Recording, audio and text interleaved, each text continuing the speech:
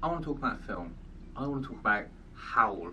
Howl is a 2014 werewolf movie starring a cast of characters, most notably Ed Spielers from Aragon.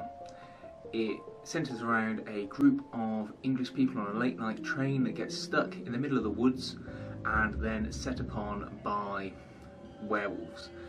This is a film where you see the creature from 30 minutes in full shot, so you don't end up having to wait through glimpses and shadowy shots of the creature.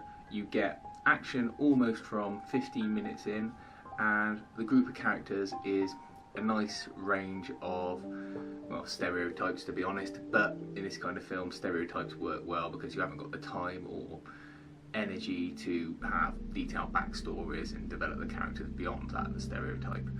Now, these people do what English people do best in a situation, which is bicker and moan. They all think they know better than each other, and this is the theme throughout the film of them all arguing with each other and trying to work out what to do. They try to get kept on the train by Ed Spielers' character for safety and for regulations, and then eventually they overpower him and get off the train and get set upon by the wolves, and that's when the film starts in earnest. There's a very small cameo from Sean Pertwee, whose name is plastered all over the DVD box.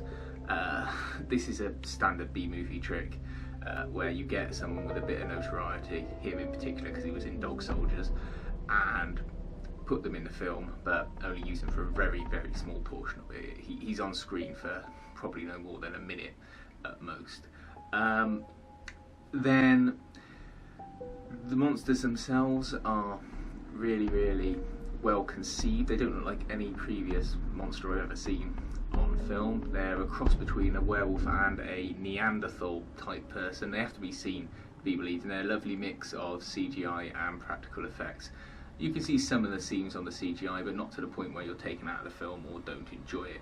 You get nice kills on this, and there are plenty. You have a sense of tension throughout the film that sometimes you can lose. It's all played straight. There's no dealing with any parts for laughs. Not to say there isn't any humour in the film, because there is. There's a nice, well-placed humour in different situations and with different characters interacting with each other.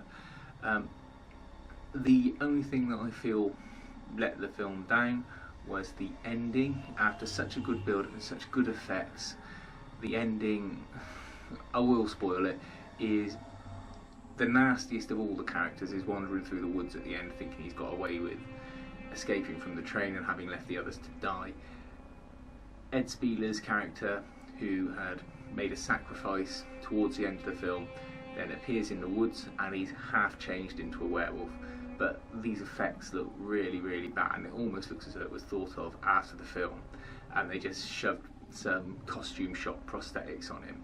I know that's probably an insult to the people who did the makeup, but bearing in mind how high the quality was up to that point of the makeup, I just feel they could have done without that, and I'd rather have seen him just get taken out by one of the creatures. But you know, it doesn't ruin the film, it just lets it down a bit at the end. Otherwise, Howl is very cheap to buy online or rent through Amazon or another streaming service. I haven't seen it to be able to watch on a streaming service yet. I'm not sure why. It's the kind of thing that begs to go on that type of service, but there we are. If you can find it, check it out. It's really worth a watch. Really good production values, really well made, and a really enjoyable film that everyone can watch. And if you're English, you'll probably recognise half the actors from various things. The one that keeps sticking in my mind is a guy from the Crunchy Nut Cornflakes adverts. You'll know who he is when you see him. But thanks for listening to the video. If you want to like or make any comments on the film, if you've seen it, that's great. Or if you think there's any other films you'd like me to review, please let me know. I'm trying to do them in packages, so you have a load of werewolf films, then you'll have a load of ninja films, then you'll have a load of mad scientist films, and so on, so I can put them in playlists for you. And if you want to choose a particular film, or you're looking for something of a particular type to watch, you'll be able to have a quick look through the reviews and see what's what.